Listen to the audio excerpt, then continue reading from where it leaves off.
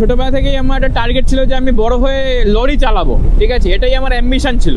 ছোটবেলায় একটুখানি উচ্ছৃঙ্খল ছিলাম, তো মা বলতে ছোটবেলায় যে তুই এমনি এরকম, আর তুই যদি ওই গাড়ির লাইনে যাস তোকে আর খুঁজেই পাওয়া যাবে না। আমি এই 30 বছরের জীবনে, যাই হোক, আমি আর সামনের 2 মাস পর 31-এ পড়ে যাব। যাই হোক, আরে আমি ভিডিওতে আজকে এত যাই হোক বলছি কেন? আগে বলতাম বাট, এখন হচ্ছে যাই হোক। মাঝে মাঝে আমার ভিডিওতে কথা চেঞ্জ হয়, সেটা আমি বুঝতে পারছি। সো আবারও যাই হোক, তো আমি এতদিনে বুঝতে পারলাম যে আমার মেন ছোটবেলা থেকেই গাড়ির উপর একটা আলাদা ন্যাক বা ভালোবাসা ছিল। মানে গাড়ি পেলে আমার আর কিছু লাগতো না। আর ছোটবেলা থেকেই আমার একটা টার্গেট ছিল যে আমি বড় হয়ে লরি চালাবো, ঠিক আছে, এটাই আমার অ্যাম্বিশন ছিল।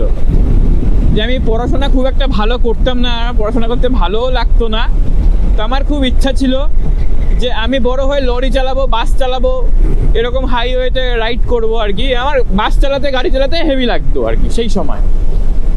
তো এখন এটা আমি বুঝি। তো যাই হোক, আমার তো আর বাস চালানো, লরি চালানো হলো না। আমি আমার মার জন্য যেতে পারিনি আর কি। মা বলেছিল এমনিতেই তুই এরকম। যাই হোক, আমি ছোটবেলায় একটুখানি উচ্ছৃঙ্খল ছিলাম, তো মা বলতে ছোটবেলায় যে তুই এমনি এরকম, আর তুই যদি ওই গাড়ির লাইনে যাস তোকে আর খুঁজেই পাওয়া যাবে না।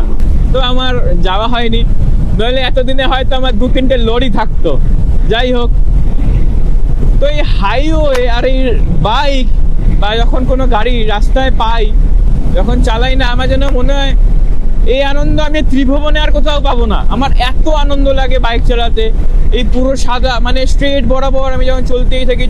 হ্যাঁ, কিছুক্ষণ পর ঘুম পায় হয়তো, মাঝে মাঝে ক্লান্ত লাগে, বাট চালাতে সেই এই যে আমি ফিল যে পাচ্ছি, ও অসাম লাগছে, অসাম। মানে ভাষায় বলে দেখো, এই যে আমি যাবো আসবো, প্রায় 600 টাকা তেল খরচা হবে, কিন্তু এই যে 600 টাকা দিয়ে তার বিনিময় আমি যে আনন্দটা নেব, এটাই আমার সঙ্গে থাকবে। কারণ আমি তো কিছু নিয়ে যাব না কোনো দিনই।